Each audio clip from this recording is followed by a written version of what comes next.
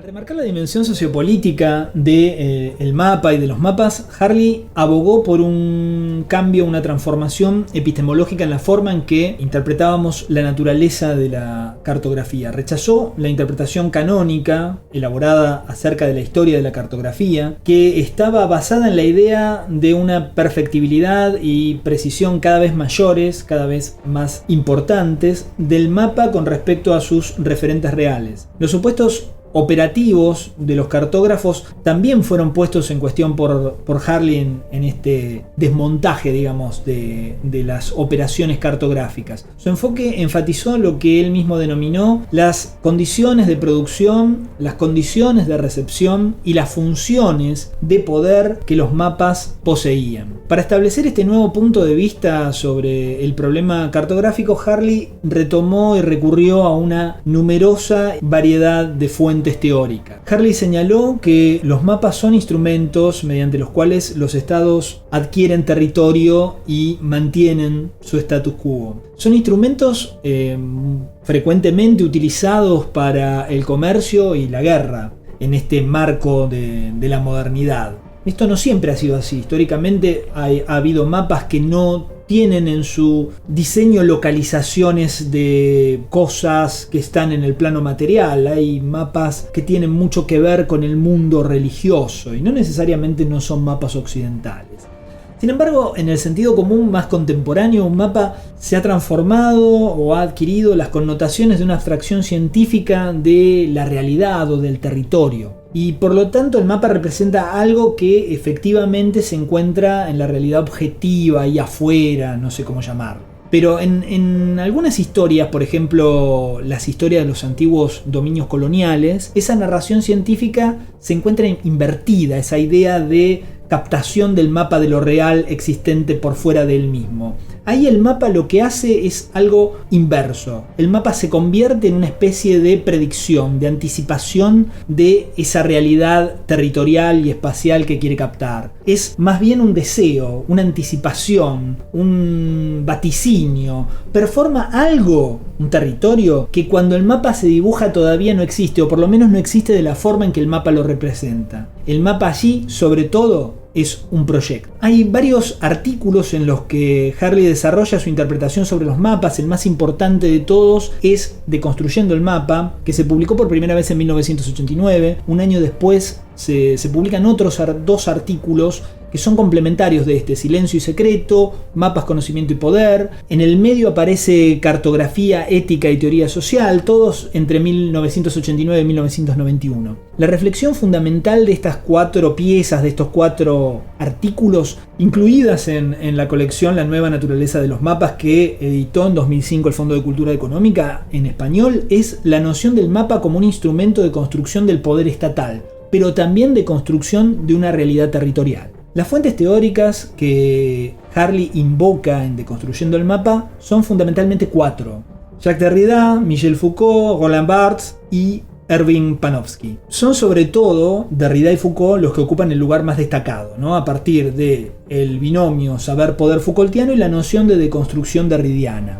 Dice Harley textualmente en ese trabajo: utilizaré específicamente, dice Harley, una táctica deconstructiva o deconstruccionista, según los traductores, para romper el supuesto vínculo entre la realidad y la representación que ha dominado el pensamiento cartográfico. Algunas citas de ese trabajo me parece que son claves y las voy a recuperar ahora mismo. Creo que son más o menos 5.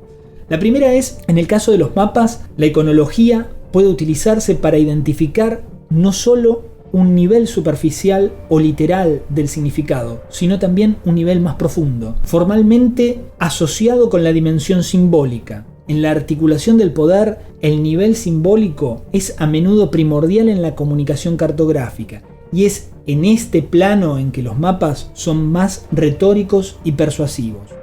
La segunda cita es la siguiente: como un discurso cerrado y recibido por los agentes humanos, los mapas representan el mundo a través del velo de la ideología. La tercera cita es esta: podemos empezar a interrogar las agendas ocultas de la cartografía. La deconstrucción nos impulsa a leer entre las líneas del mapa, en los márgenes del texto.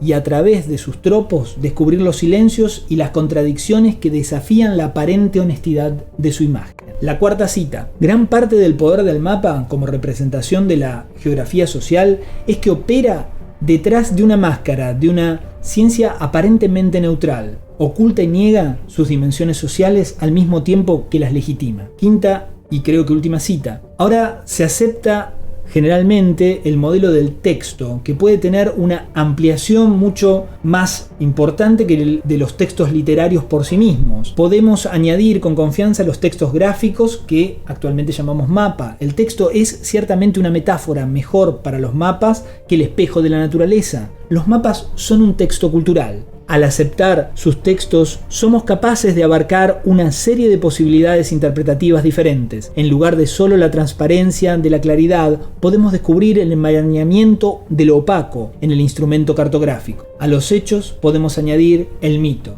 En lugar de la inocencia, podemos esperar la intencionalidad. Estas son las 5 citas que me parece que son centrales para delimitar las influencias teóricas o las evocaciones teóricas que el texto o los textos de Harley establecen.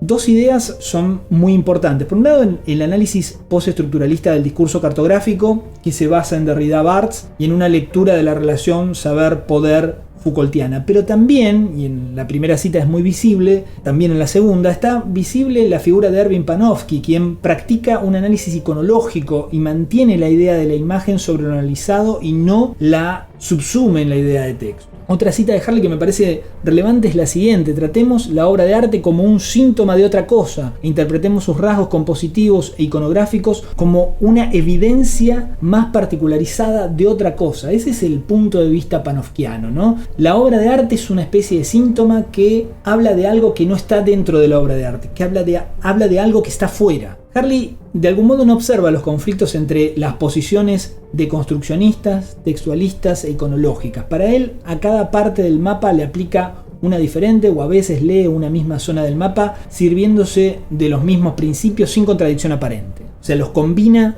sin preocuparse. La cuestión es que los autores que él usa para pensar el mapa desde lo social, en realidad podríamos decir que no hacen estrictamente eso, ¿no? La teoría que promueve Derrida, Barthes y la producción del Foucault que recupera Harley, que es sobre todo el Foucault de la arqueología del saber, están más bien interesadas en la construcción de una teoría del discurso, una teoría del texto, que de una teoría social, que es lo que Harley dice que hacen, ¿no? Foucault lo dice muy claramente: no buscamos por debajo de lo que se manifiesta, ¿no? Nos quedamos ahí en la superficie. Según las fuentes a las que acude Harley, en cambio, no hay un poder interno y otro externo de la cartografía. No hay texto y contexto. Tampoco hay sujeto con motivaciones porque no hay autor. No hay nada de todo eso que a Harley le interesa mostrar. Harley se niega a avanzar en la línea Foucaultiana bartesiana de la muerte del autor y en el textualismo radicalizado que propone la deconstrucción derridiana.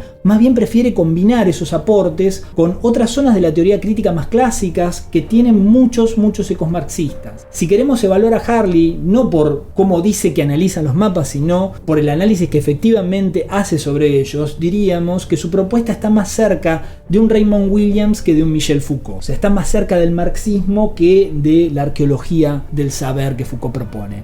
Para Harley, como para la hermenéutica moderna, hay una profundidad de lo real que se oculta detrás de un velo, como nos proponía Marx al pensar la ideología. Los mapas, de algún modo para Harley, están velados, están enmascarados, y es necesario que la crítica los desvele, los desenmascare. Si no hay subtexto ni distensión interna y externa, si el sujeto es también parte del discurso y no una fuerza detrás de él, algo que lo mueve, entonces no puede haber una máscara, ni velo detrás del cual funciona el mapa, ni agendas ocultas por las cuales los agentes humanos ejerzan una doble tarea, una duplicidad, algo que se hace a la vista y algo que se hace bajo cuerda o en la oscuridad. Los silencios de los que Harley escribe tan elocuentemente no son ejemplos de represión, sino de ausencia. Son en efecto espacios en blanco para los que no se debe imaginar ningún subtexto revolucionario, ¿no?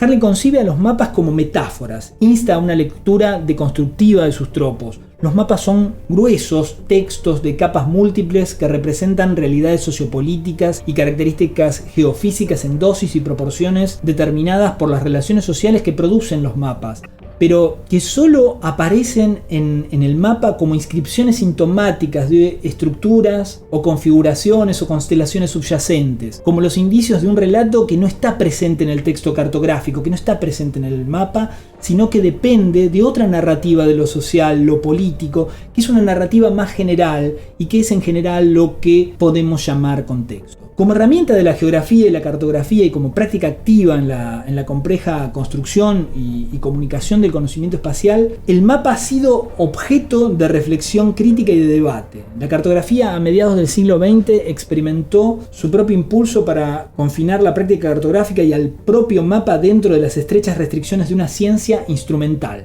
Una reacción posterior ha ampliado la definición del mapa y las prácticas de la cartografía más allá de ese sentido convencional de una representación a escala de hechos geográficos medibles situados en el espacio, más bien geométrico, absoluto, plano, bidimensional y euclidiano, para decirlo en una sola palabra.